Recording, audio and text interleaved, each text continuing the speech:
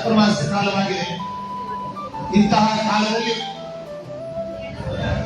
ಶ್ರೀಮಠದ ಶಿಷ್ಯರು, ಭಕ್ತರು, ವಿಷ್ಣು ವೈಷ್ಣವರಿಗೆಲ್ಲರಿಗೂ ಕೂಡ ವಿಷ್ಣು ವೈಷ್ಣವ ಭಕ್ತರಿಗೆ ವಿಶೇಷವಾಗಿ ಭಗವಂತನ ಆಯುಧಗಳಾದ ಚಕ್ರ ಶಂಖಗಳನ್ನ ಬಲ ಎಡಭುಜಗಳಲ್ಲಿ ಏನು ನಮ್ಮ ಪುರಾಣ ಇತಿಹಾಸ ವೇದಗಳಲ್ಲಿ ತಿಳಿಸಿಕೊಟ್ಟಿದ್ದಾವೆ.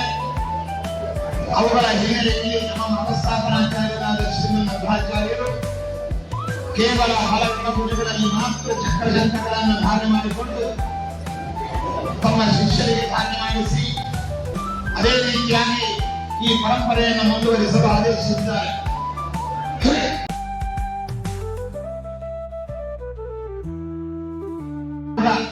ಭಾವಿ ಸಮೀರರಾದ ವಾದರಾಜ ಸ್ವಾಮಿಗಳವರು, ವಿಜಯೇಂದ್ರ ಸ್ವಾಮಿಗಳವರು, ರಾಘವೇಂದ್ರ ಸ್ವಾಮಿಗಳವರು, ಅದೇ ರೀತಿಯಾಗಿ ನಮ್ಮ ಮತಸ್ಥಾಪನಾಚಾರ್ಯರಾದ ಶ್ರೀಮನ್ ಮಧ್ವಾಚಾರ್ಯರು ಇವರೆಲ್ಲರೂ ಕೂಡ ಈ ಕ್ರಮವನ್ನೇ ಅನುಸರಿಸಿಕೊಂಡು ಬಂದಿದ್ದಾರೆ. ನಾವೆಲ್ಲ ಅವರ ಅನುಯಾಯಿಗಳು, ಅವರ ಅನುಗ್ರಹಾಕಾಂಕ್ಷಿಗಳು. ಅದೇ ರೀತಿಯಾಗಿ ಆ ಕ್ರಮವನ್ನೇ ಶ್ರೀಪಾದರಾಜರು, ವ್ಯಾಸರಾಜರು, ವಾದರಾಜ ಸ್ವಾಮಿಗಳವರು, ವಿಜಯೇಂದ್ರ ತೀರ್ಥರು, ಅದೇ ರೀತಿಯಾಗಿ ಉಡುಪಿಯ ಅಷ್ಟಮಠಾಧೀಶರು ಎಲ್ಲರೂ ಕೂಡ ಈ ಕ್ರಮವನ್ನೇ ಅನುಸರಿಸಿಕೊಂಡು ಬಂದಿದ್ದಾರೆ. ಇದನ್ನೇ ನಾವು ಅನುಸರಿಸಿಕೊಂಡು ಉದ್ಧತರಾಗಬೇಕು. ಇನ್ನು ನಡೆದು ಬಂದಿದೆ ಮತ್ತು ಶುದ್ಧ ಸಾತ್ವಿಕವಾದಂತಹ ಆಚಾರ ನಮ್ಮದಾಗಿದೆ. ಇನ್ನು 5 ಮುದ್ರೆಯ ಕ್ರಮವು ಶಾಸ್ತ್ರದಲ್ಲಿದೆ. ಆದರೆ 5 ಮುದ್ರೆಗಳು ಯಾವುದು ಅಂತಂದಾಗ ಚಕ್ರ, ಶಂಖ, ಗದಾ, ಪದ್ಮ, ನಾರಾಯಣ ಮುದ್ರೆ ಇವೇ 5 ಮುದ್ರೆಗಳು ಧಾರಣೆ ಮಾಡುವಂತಹ ಕ್ರಮವೇ ಹೊರತು ಚಕ್ರವನ್ನೇ 3 ಚಕ್ರ 2 ಶಂಖ ಧಾರಣೆ ಮಾಡುವಂತಹದ್ದು ಶಾಸ್ತ್ರದ ಯಾವ ಪ್ರಮಾಣಗಳಿಂದಲೂ ಕೂಡ ಅದು ಸಿದ್ಧವಾಗಿಲ್ಲ ಎಂಬುವ ವಿಚಾರವನ್ನು ಕೂಡ ಈ ಸಂದರ್ಭದಲ್ಲಿ ನಾವು ಗಮನಿಸಬೇಕಾಗಿದೆ.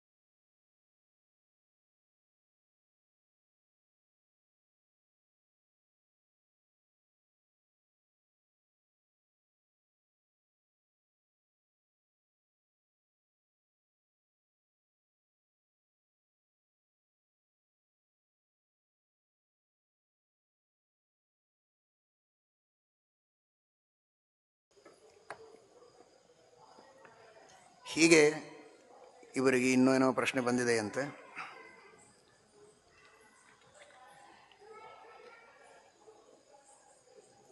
ಗ್ರಾಹಯತ್ಯಪಿ ಸುದರ್ಶನದ್ವಯಂ ಎಂಬುದಾಗಿ ಸುಮಧ್ವ ವಿಷಯದಲ್ಲಿ ಸುದರ್ಶನದ್ವಯಂ ಎಂಬುದಾಗಿ ಹೇಳಿದ್ದಾರೆ. ಸುದರ್ಶನದ್ವಯಂ ಎಂಬುದಾಗಿ ಹೇಳಿದ್ದರಿಂದ 2 ಕೊಡಬೇಕು 5 ಕೊಡಬಾರದು ಅನ್ನುವ ರೀತಿಯಲ್ಲಿ ಅರ್ಥ ಬರಬಹುದಲ್ಲ ಅಂತ ಒಬ್ಬರು ಪ್ರಶ್ನೆ ಕೇಳಿದರು. ಈ ಪ್ರಮಾಣದ ಪ್ರಕಾರ 2 ಕೊಡಬೇಕು ಅಂದರೆ ಚಕ್ರನೇ 2 ಕೊಡಬೇಕಾಗತ್ತೆ, ಶಂಖ ಕೊಡಬಾರದು. ಗ್ರಾಹಯತ್ಯಪಿ ಸುದರ್ಶನದ್ವಯಂ, ಅಲ್ಲಿ ಸುದರ್ಶನದ್ವಯಂ ಅನ್ನುವುದಕ್ಕೆ ಅರ್ಥ ಬೇರೆ ಇದೆ. ಸುದರ್ಶನ ಚಕ್ರ, ಇನ್ನೊಂದು ಸುದರ್ಶನ ಅಂದರೆ ಶ್ರೇಷ್ಠವಾದ ಜ್ಞಾನ. ಶ್ರೀಮದಾಚಾರ್ಯರು 2 ಕೊಡ್ತಾ ಇದ್ದರು. ಚಕ್ರ, ತಪ್ತ ಚಕ್ರ ಧಾರಣೆಯನ್ನೂ ಮಾಡಿಸ್ತಾ ಇದ್ದರು, ಜೊತೆಗೆ ಉತ್ತಮವಾದ ಸರ್ವಮೂಲಾದಿ ಗ್ರಂಥಗಳ ಮೂಲಕವಾಗಿ ಜ್ಞಾನವನ್ನು ನೀಡುತ್ತಾ ಇದ್ದರು ಅಂತ. ಹಾಗಾದರೆ ಶಂಖವನ್ನು ಕೊಡ್ತಾ ಇರಲಿಲ್ವೇ? ಸಜ್ಜನನ್ ಸಹ ಮಹಾದರೇಣ, ದರ ಅಂದರೆ ಶಂಖ, ಮಹಾದರೇಣ ಸಹಿತ. ಶಂಖ ಹಿಂದೆ ದರ ಬಂದಿದೆ, ಅದನ್ನು ದರ ಅಂತ ಹೇಳಿದ್ರೆ ಹೇಗೆ?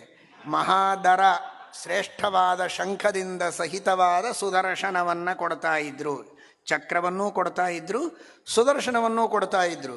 ಆ ಸುದರ್ಶನ ಚಕ್ರವನ್ನು 2 ಸಲ ಕೊಡ್ತಾ ಇದ್ರು ಅಂತ ಹೇಳಿಲ್ಲ ಅಲ್ಲಿ.